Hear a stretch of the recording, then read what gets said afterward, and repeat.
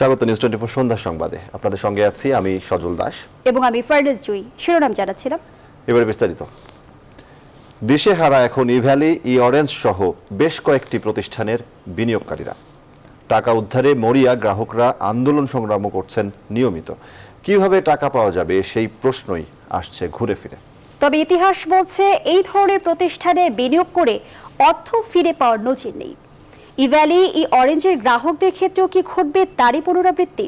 উত্তর খোঁজার চেষ্টা করেছেন সহকর্মী সুলতান আহমেদ। চলতি শতাব্দীর শুরুর দিকের কথা। যুব কর্মসংস্থান সোসাইটি বা যুবক নামের প্রতিষ্ঠানটি গ্রাহককে অতি মুনাফার লোভ দেখিয়ে হাতিয়ে নেয় কোটি কোটি টাকা। 2007 সালে তাদের কার্যক্রম বন্ধ করে বিনিয়োগকারীদের টাকা ফেরত দিতে নির্দেশনাও আসে।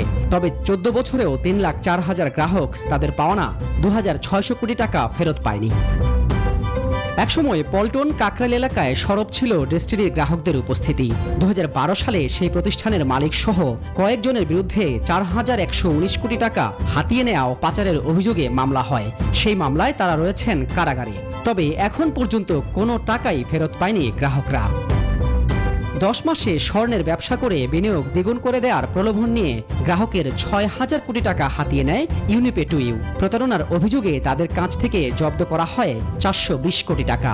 উচ্চ আদালতের রায়ের পরও 1 টাকাও ফেরত পায়নি গ্রাহকরা। যুবকের সম্পদ আছে, ডেস্টিনির সম্পদ আছে, সেই সম্পদ একসময় সিজ করা হয়েছে।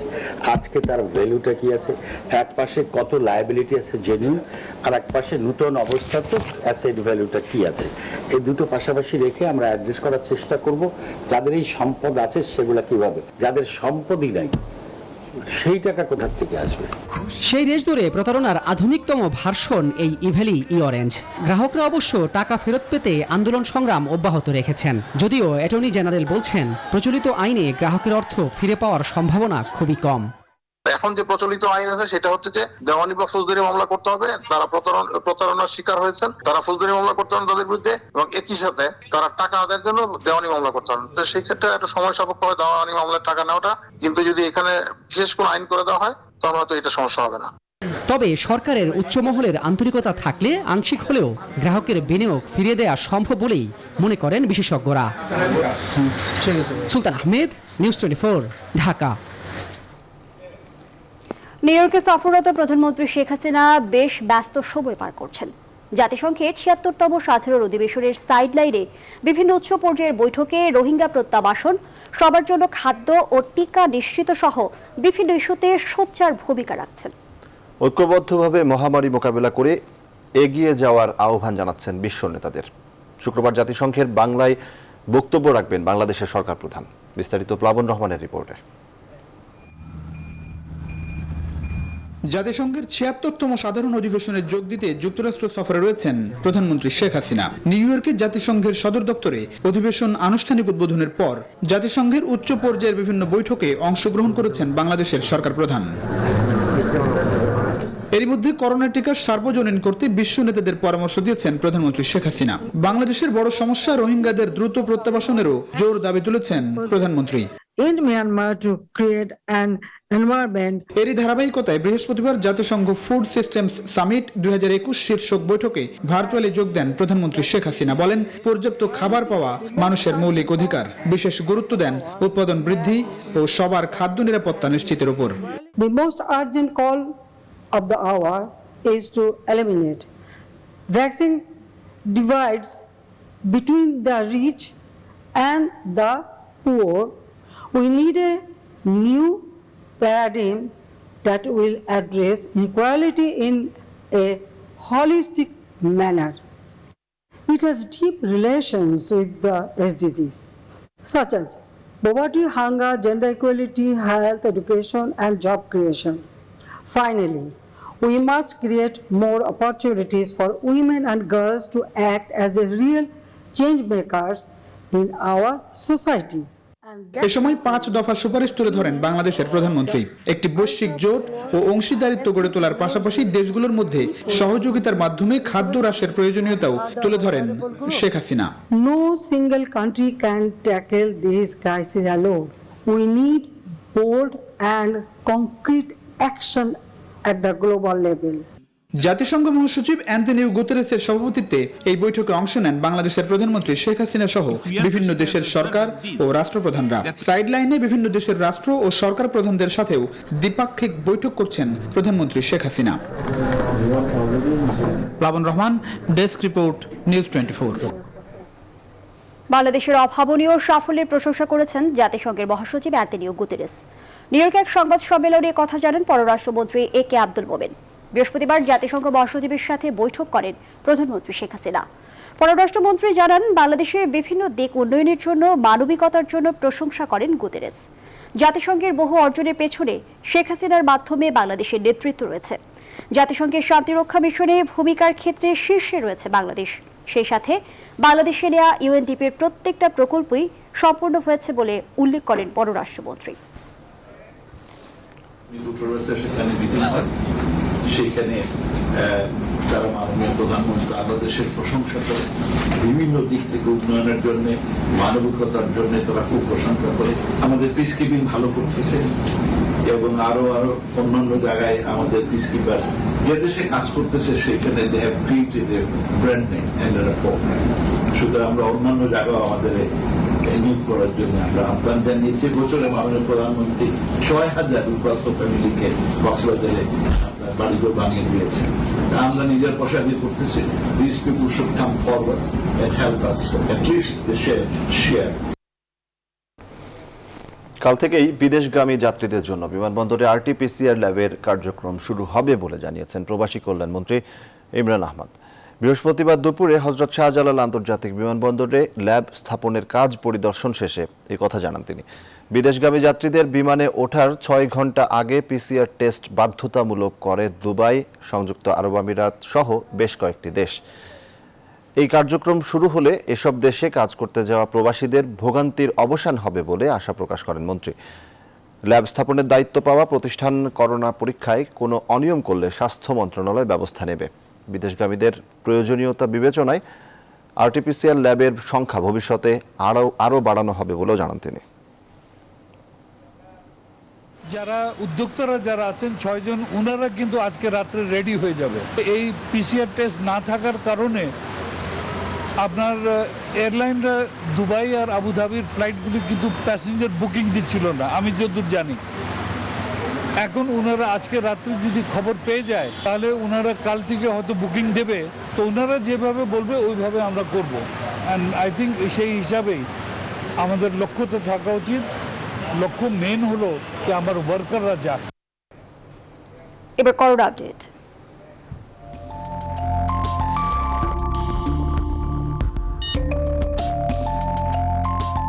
মামা, মাঝখানের সিট রাখলে ফাঁকা, সবার হইব ভালো থাকা। আমার সিটে বসছি আমি, আর আপনি করেন বাড়াবাড়ি। উস্তাদ, থামান গাড়ি, থামাইতে হইব মহামারী। নিয়ম মেনা সবাই একসাথে করোনা ঠেকায়।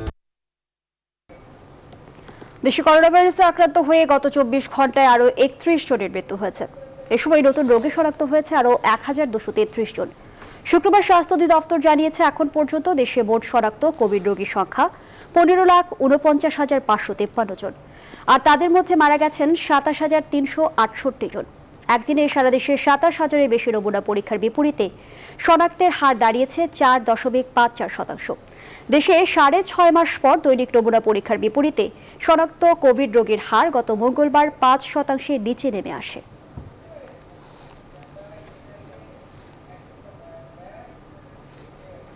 করোনায় সংক্রমণ ও মৃতের পরিসংখ্যান নিম্নগামী হওয়ায় স্বাস্থ্যবিধি নিয়ে উদাসীনতা বেড়েছে সাধারণ মানুষের মধ্যে। শুক্রবার রাজধানী সহ দেশের বিভিন্ন স্থানে দেখা যায় মাস্ক ছাড়াই ঘরের বাইরে বেরিয়েছেন অসংখ্য মানুষ। জনস্বাস্থ্য বিশেষজ্ঞদের আশঙ্কা, মানুষের এমন গাছাড়া ভাব দ্রুত আনতে পারে করোনার তৃতীয় ঢেউ। বিস্তারিত মাহমুদুল হাসানের রিপোর্টে। লকডাউনের সময় পেরিয়ে দেশের সবকিছুই যেন স্বাভাবিক এখন। রাজধানীর বিমানবন্দর সড়কের চিত্র বেশিরভাগ মানুষই ভুলে গেছে করোনার কঠিন দিনগুলোর কথা। এমন উদাসীন চলাচলে সৃষ্টি হচ্ছে নতুন সংকট। বাস, ট্রেন কিংবা বিমানবন্দরের উন্মুক্ত স্থানে দেখা মিলছে অসংখ্য মানুষের। হাসপাতালে করোনায় মৃত্যুর মিছিল আর অসুস্থদের আকুতি দেখেছেন যারা, তাদের অনেকেরই চলাচলে এখন বেপরোয়া ভাব। মাস্ক আছে পকেটে বার করিলে আর কি। ঢেকে আসছি তো অনেকক্ষণ, এই জন্য এখন একটু করছি, খুলে রাখছি। মাস্ক আছে, আমার ব্যাগেই আছে। করোনার ভয়াবহতা কিছুটা কমায় ঢাকার বাইরেও ঢিলেঢালাভাবে চলছে সাধারণ মানুষ। রাস্তাঘাটে, বাজারে অসংখ্য মানুষ ঘুরছেন মুখে মাস্ক ছাড়াই। করোনা শনাক্তের হার এখন 5%-এর নিচে। সাধারণ মানুষ সচেতন না হলে আবারও আসতে পারে করোনার তৃতীয় ঢেউ, আশঙ্কা জনস্বাস্থ্য বিশেষজ্ঞদের। আমরা কিন্তু কলকারখানা, দোকানপাট বন্ধ রাখতে আর পারবো না, আমাদের সেই শক্তি নাই। তাহলে আমাদেরকে স্বাস্থ্যবিধিটা মানতে হবে খুব তীব্রভাবে। আমাদের মাস্ক পরতে হবে, আমাদের দূরত্ব বজায় রাখতে হবে। আর যখন আমরা বাইরে চলবো তখন একইভাবে মাস্ক পরে চলতে হবে সবার মধ্যে, যাতে করে আমার থেকে ভাইরাসটা আপনার ভেতরে না যায় অথবা আপনার থেকে আমার ভেতরে না আসে। অন্তত 80% মানুষের টিকার আওতায় না আসা পর্যন্ত বড় জনসমাগম এড়িয়ে চলার পরামর্শ বিশেষজ্ঞদের। বুস্টার ডোজ কিন্তু ইউরোপ, আমেরিকায় শুরু হয়ে গেছে। তার মানেটা কি? তার মানে হলো যে এই যে অ্যান্টিবডি প্রতিরোধ ক্ষমতাটা কিন্তু চিরস্থায়ী নয়, এটা নেমে যাচ্ছে আস্তে আস্তে। মাহমুদুল হাসান, নিউজ 24, ঢাকা। সচেতনতাই। দেশে এবার বাড়ছে নিউমোনিয়া আক্রান্ত রোগীর সংখ্যা। রাজধানী সহ দেশের বিভিন্ন হাসপাতালে প্রতিদিনই শ্বাসকষ্ট, জ্বর, সর্দির মতো উপসর্গ নিয়ে ভর্তি হচ্ছে অসংখ্য রোগী। চিকিৎসকরা বলছেন দিনে প্রচণ্ড গরম আর রাতে ঠান্ডা অনুভূত হওয়ায় অনেক শিশুই আক্রান্ত হচ্ছেন নিউমোনিয়ায়। আবার খোদ রাজধানীতে মিলছে নিউমোনিয়া আক্রান্ত ডেঙ্গু রোগীও। আরফিন শাকিলের রিপোর্ট।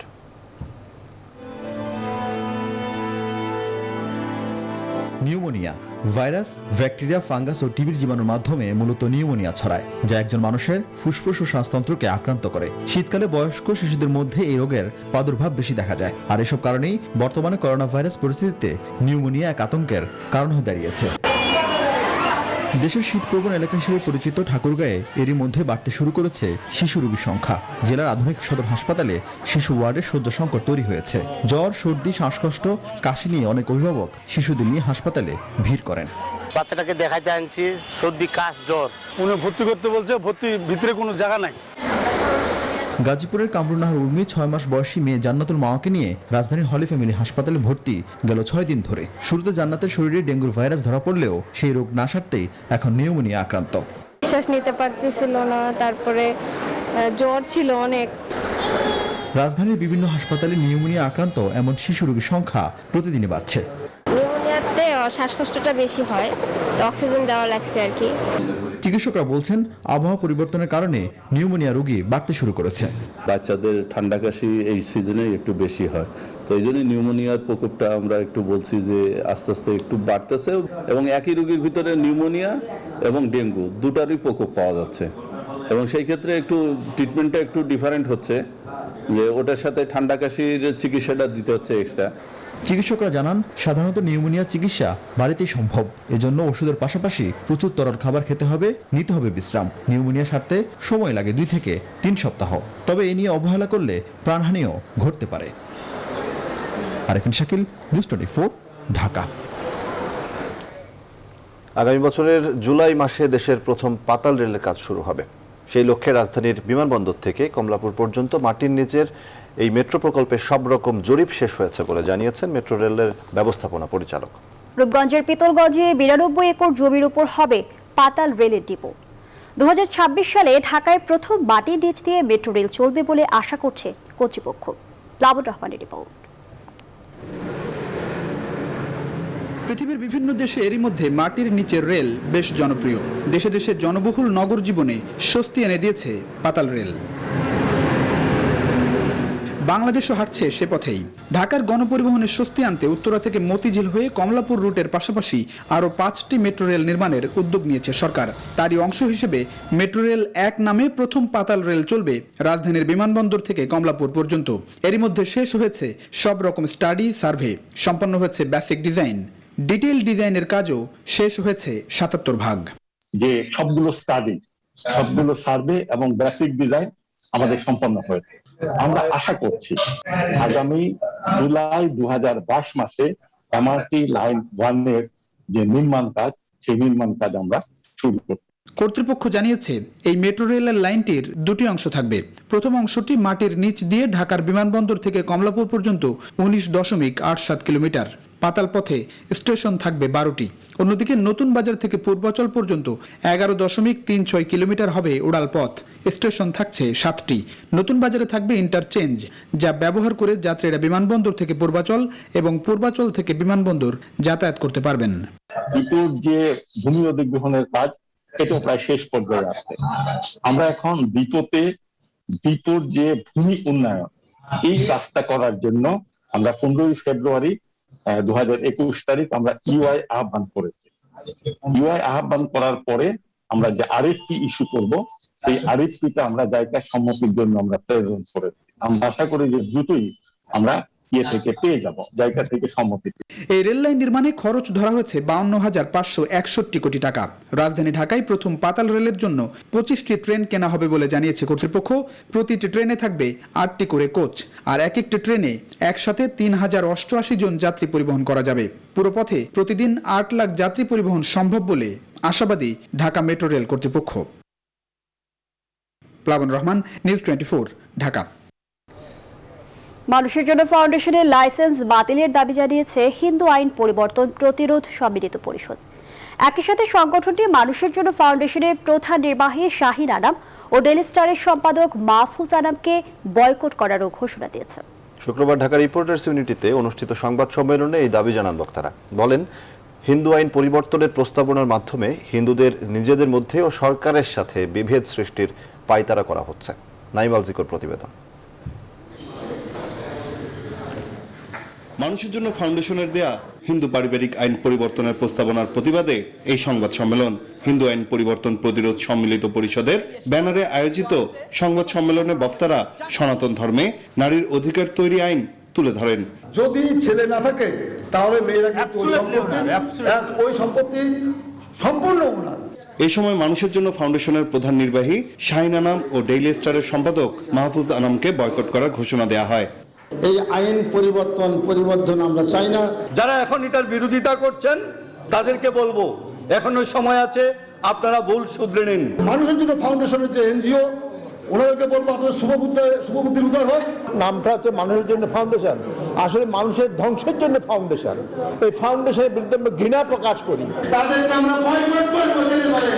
হিন্দু পারিবারিক আইন পরিবর্তনের প্রস্তাবনার মধ্য দিয়ে সনাতন ধর্মাবলম্বীদের মধ্যে বিভেদ সৃষ্টির চেষ্টার অভিযোগে তাদের বিরুদ্ধে আইনানুগ ব্যবস্থা গ্রহণের দাবিও জানান বক্তারা। বলেন, শাহিন আনাম ও মাহফুজ আনাম এই প্রস্তাবনার মাধ্যমে সরকারের সাথে সনাতন ধর্মাবলম্বীদের বিভেদ সৃষ্টির পায়তারা করছে। আজকে 3টে এনজিওর কারণে হিন্দু সমাজ আজকে দ্বিধে বিভক্ত হয়ে গেছে। এটা তো আগে ছিল না কোনোদিন। সনাতন ধর্মের যে সম্প্রীতি রয়েছে সেটিকে ভুলুণ্ঠিত করার জন্য, সেটির মধ্যে বিদ্বেষ সৃষ্টি করার জন্য তাদের এই পায়তারা। আন্তর্জাতিকভাবে এই সরকারকে ছোট করার জন্য তারা এটা গভীর ষড়যন্ত্র করছে। হিন্দু পারিবারিক আইন পরিবর্তনের প্রস্তাবনা প্রত্যাহার করে সনাতন ধর্মাবলম্বীদের কাছে শাহিন আনাম ও মাহফুজ আনাম ক্ষমা না চাইলে তাদের বিরুদ্ধে কঠোর অবস্থানে যাওয়ার কথাও জানান তারা। ওনারা যদি ক্ষমা না চান এবং ওনারা যদি এর থেকে পিছিয়ে না পড়েন, এখন আমাদের আন্দোলনের সময় হয়েছে। নাইম আল জিকো, নিউজ 24, ঢাকা। সন্ধ্যা সংবাদের এই পর্যায়ে বিরতি নিচ্ছে, সাথেই থাকুন। বিরতির পর আবারও স্বাগত। দেখছেন সন্ধ্যা সংবাদ। শুধু ঢাকা বিভাগে ৩,৫০০ মাদক কারবারি রয়েছে বলে জানিয়েছে মাদকদ্রব্য নিয়ন্ত্রণ অধিদপ্তর। তালিকা ধরে মাদক কারবারিদের বিরুদ্ধে অভিযান শুরু করেছে সংস্থাটি। শুক্রবার সংস্থার ঢাকা মেট্রো উত্তরের কার্যালয়ে অনুষ্ঠিত সংবাদ সম্মেলনে এই তথ্য জানানো হয়। এদিকে রাজধানীতে একাধিক অভিযান চালিয়ে ৯০ লাখ টাকা মূল্যের ৫৬০ গ্রাম আইস ও ইয়াবা জব্দ করা হয়েছে বলে জানিয়েছে মাদকদ্রব্য নিয়ন্ত্রণ অধিদপ্তর। বিস্তারিত জানাচ্ছেন মৌ খন্দকার। নতুন মাদক আইসের ভয়াবহতা বাড়ছে। আইন শৃঙ্খলা বাহিনীর কঠোর নজরদারির কারণে প্রায় প্রতিদিনই ধরা পড়ছে আইস সহ বিভিন্ন মাদকের ছোট বড় চালান। সবশেষ রাজধানীতে অভিযান চালিয়ে ৯০ লাখ টাকা মূল্যের আইস ও ইয়াবা জব্দ করেছে মাদকদ্রব্য নিয়ন্ত্রণ অধিদপ্তর। শুক্রবার এক সংবাদ সম্মেলনে মাদকদ্রব্য নিয়ন্ত্রণ অধিদপ্তর জানায়, যারা ইয়াবার কারবার করছে তারাই মিয়ানমার থেকে আইস আনার ক্ষেত্রে জড়িত। আমরাও স্পেশালি নজরদারি করছি, নজর দিয়েছি, অন্যান্য সংস্থা নজর দিয়েছে, এবং যার কারণে কিন্তু গ্রুপ আমরা ধরতে পারছি। রাতে কারবারটা বেশি করছে, দিনের চেয়ে রাতে তারা নিরাপদ মনে করছে। আমরাও সেভাবে কৌশল পরিবর্তন করছি। এদিকে রাজধানীর অভিজাত এলাকায় হাউস পার্টিগুলো ও মাদকের আখড়া হয়ে উঠেছে। উচ্চবিত্ত পরিবারের তরুণ তরুণীদের টার্গেট করে মাদক ব্যবসায়ীরা আইস ছড়িয়ে দিচ্ছে সর্বত্র, এমনকি তাদের ডিলার হিসেবেও ব্যবহার করছে। মাদক ব্যবসায়ীরা সত্যি বলতে কি যে তারা যারা নিচের লেভেলে কাজ করে এরা এত বেশি শক্ত এবং এমনভাবে তাদেরকে ট্রেন আপ করা হয় যে তারা তাদের যে মূল হোতা, তাদের যে গডফাদার, কিংপিন, তাদের নামটা সহজে বলতে চায় না। যত কৌশলে অ্যাপ্লাই করা হয় তাদের বলতে চায়। তরুণ প্রজন্মের সুরক্ষায় বিশেষজ্ঞরা কঠোরভাবে মাদক ব্যবসায়ীদের ঠেকানোর পরামর্শ দিয়েছেন। এরপরে মৌ খন্দকার, নিউজ 24, ঢাকা। ছিল না গত আওয়ামী লীগ সাধারণ সম্পাদক ওবায়দুল কাদের বলেছেন, দেশের মানুষ ভালো আছে বলেই বিএনপি ভালো নেই। কারণ আওয়ামী লীগ দেশের উন্নয়নে বিশ্বাস করে, আর বিএনপি নেতারা বিশ্বাস করে নিজেদের পকেটের উন্নয়নে। চাঁপাইনবাবগঞ্জ জেলা আওয়ামী লীগের ত্রিবার্ষিক সম্মেলনে ভার্চুয়াল প্ল্যাটফর্মে যুক্ত হয়ে এসব কথা বলেন তিনি। আমরা দেশের জন্য সুনাম কুড়িয়ে আনি, আর বিএনপি দেশের দুর্নাম করে।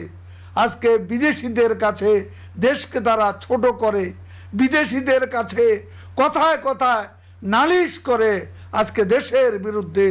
আজকে এই দলটির নেতৃত্বহীন নেতা থাকে লন্ডনে টেমস নদীর ওপারে, ওখান থেকে ডাক দেয় আর এখানে আন্দোলনের হাঁক ডাক করে, অথচ বাস্তবে তাদের এই ডাক অন্তঃসার শূন্য। জিয়াউর রহমানের জাতির পিতার খুনি এই কথা প্রমাণের জন্য এখন তথ্য প্রমাণের অভাব নেই বলে জানিয়েছেন স্থানীয় সরকার মন্ত্রী তাজুল ইসলাম। শুক্রবার দুপুরে রাজধানী ইঞ্জিনিয়ার্স ইনস্টিটিউশনে ঢাকা শহরে জলাবদ্ধতা সমস্যা প্রতিকার শীর্ষক সেমিনারে তিনি একথা বলেন। জাতীয় সংসদ ভবন এলাকায় জিয়াউর রহমানের কবর প্রসঙ্গে মন্ত্রী বলেন, লুই আইকানের নকশা অনুযায়ী সেখানে কোনো কবর থাকার কথা নয়। এ সময় তিনি আরো বলেন, অবৈধ দখলদারদের উচ্ছেদে গণপূর্ত মন্ত্রণালয়ের খালগুলো শিগগিরই সিটি কর্পোরেশনের কাছে হস্তান্তর করা হবে। অনুষ্ঠানে উপস্থিত ছিলেন ঢাকা উত্তর সিটি মেয়র আতিকুল ইসলাম, আওয়ামী লীগের বিজ্ঞান ও প্রযুক্তি বিষয়ক উপ কমিটির উপদেষ্টা মণ্ডলীর সদস্য প্রফেসর ডক্টর মোহাম্মদ হোসেন মনসুর সহ আরো অনেকে। কল্যাণপুর খালে মাননীয় মন্ত্রী আমার সাথে গিয়েছিলেন, ওনার সামনে আমি আমাদের যে ডেজার্টগুলো আছে আমি ডেজার্ট সরাব এখান থেকে। কত বড় মাস্তান হতে পারে আমি দেখতে চাই। এত বড় মাস্তান ঢাকা শহরে জন্ম নেবে, এই খাল দখল করবে, একই দিন শেষ শেষ শেষ একই দিন। ওয়াটার বোর্ড এবং পূর্ত মন্ত্রণালয়ের কাছে যে খালগুলো আছে সেগুলোর জন্য আমি আমার সচিব হেলাল সাহেবকে দিয়ে একটা কমিটি করে দিয়েছি। ফাইনালি তার just to work out how could we can hand over immediately, take over and hand over. সংবাদে আবারও বিরতি নিচ্ছে, সাথেই থাকুন। আবারও স্বাগত, দেখছেন সন্ধ্যা সংবাদ। শাহিন আনাম, মাহফুজ আনাম ও অ্যাঞ্জেলা গোমেজ একটি জাতিকে ধ্বংস করার ষড়যন্ত্র করছে, তা আমরা কোনোভাবেই মেনে নেব না। এজন্য সবাইকে সর্বদা সচেষ্ট থাকতে হবে। এসব কথা বলেছেন বাংলাদেশ জাতীয় হিন্দু মহাজোট কেন্দ্রীয় কমিটির মহাসচিব অ্যাডভোকেট গোবিন্দ্রচন্দ্র প্রামাণিক। শুক্রবার কিশোরগঞ্জ শহরের ৩২ এলাকার শ্রী শ্রী লোকনাথ ব্রহ্মচারী আশ্রমে দিনব্যাপী বাংলাদেশ জাতীয় হিন্দু যুব মহাজোট কিশোরগঞ্জ জেলা শাখার প্রথম বর্ষপূর্তি ও আলোচনা সভায় প্রধান অতিথির বক্তব্যে তিনি এসব কথা বলেন। গোবিন্দ্রচন্দ্র প্রামাণিক আরও বলেন, শাহিন আনাম হিন্দু সমাজকে মাইনাস করার চেষ্টা করছে। প্রধানমন্ত্রী শেখ হাসিনার কাছে আবেদন জানাই মাহফুজ আনাম, শাহিন আনাম ও অ্যাঞ্জেলা গোমেজকে গ্রেপ্তার করে আইনের আওতায় আনা হোক।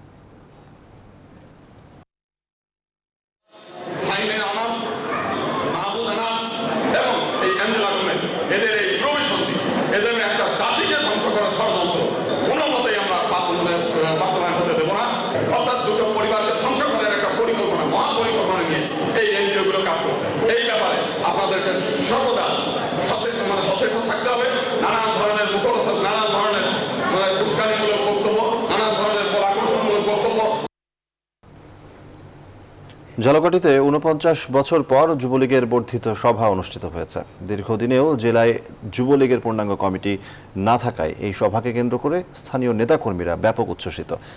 তারা আশা করছেন এই সভার পর অতি দ্রুত সম্মেলনের মাধ্যমে যুবলীগের পূর্ণাঙ্গ জেলা কমিটি ঘোষণা করা হবে, যেখানে ত্যাগী নেতাকর্মীরা স্থান পাবেন। শুক্রবার সকালে শহরের টিএনটি সড়কের একটি কমিউনিটি সেন্টারে আয়োজিত এই সভায় প্রধান অতিথি ছিলেন যুবলীগ কেন্দ্রীয় কমিটির যুগ্ম সাধারণ সম্পাদক মোহাম্মদ বদিউল আলম এবং প্রধান বক্তা ছিলেন সাংগঠনিক সম্পাদক কাজী মোহাম্মদ মাজহারুল ইসলাম। ঝালকাঠি জেলা যুবলীগের আহ্বায়ক রেজাউল করিম জাকির অনুষ্ঠানে সভাপতিত্ব করেন। এতে জেলা, উপজেলা ও পৌর যুবলীগ সহ বিভিন্ন ইউনিটের নেতাকর্মীরা উপস্থিত ছিলেন।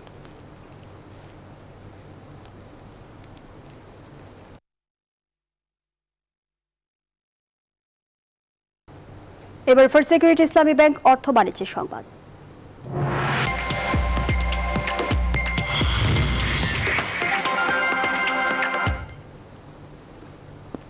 আমদানির পরও চট্টগ্রামে চাল সিন্ডিকেটের কারণে আরেক দফা বেড়েছে সব ধরনের চালের দাম।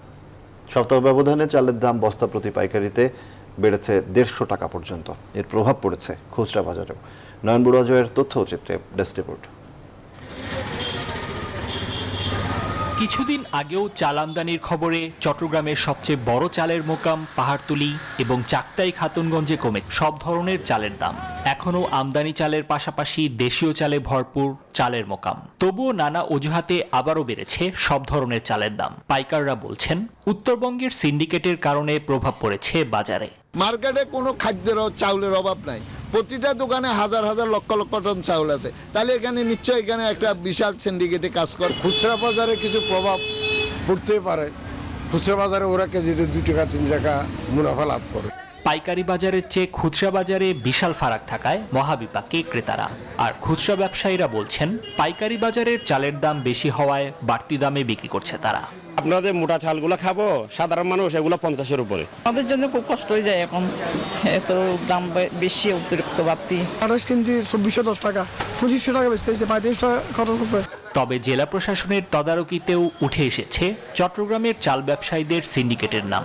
বাজারটাকে ঊর্ধ্বমুখী করার জন্য পায়তারা করছে বা তারা মূল্য বৃদ্ধি করছে, তথাপি কিন্তু আমরা তাদেরকে অর্থদণ্ড করেছি। পাশাপাশি আমরা তাদেরকে বলে এসেছি, ভবিষ্যতে যদি দেখা যায় যে আপনার এই ধরনের ভায়োলেশন হয়, তাহলে আমরা তাদের বিরুদ্ধে শুধু আপনার অর্থদণ্ড নয়, পাশাপাশি আমরা জেল জরিমানাও করব।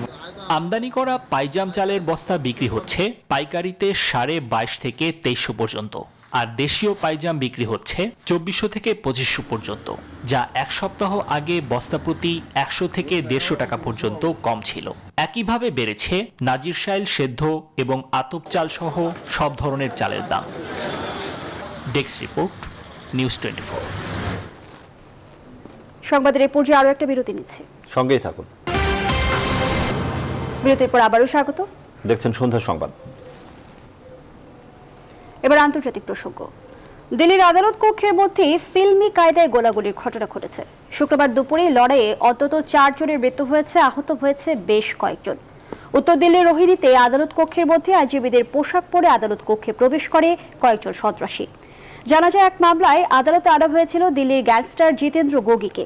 এ সময় তার বিরোধী গোষ্ঠী তার উপর গুলি চালায়। সন্ত্রাসীদের গুলি চালানোর মধ্যেই পাল্টা গুলি চালিয়েছে পুলিশও। এ সময় গোগির মৃত্যু হয়, আহত হয় আরও বেশ কয়েকজন। শুক্রবারের এই ঘটনায় আদালত চত্বরের মধ্যে 35 থেকে 40 রাউন্ড গুলি চালানো হয়।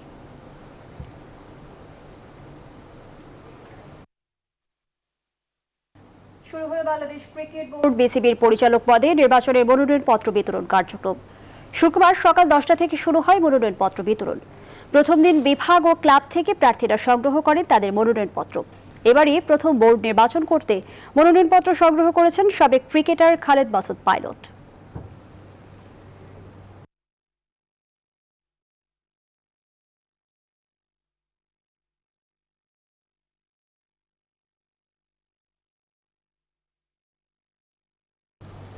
সন্ধ্যা সংবাদ এই পর্যন্তই। আরো খবর ও বিশ্লেষণ জানতে ভিজিট করুন www.news24bd.tv। ধন্যবাদ সবাইকে।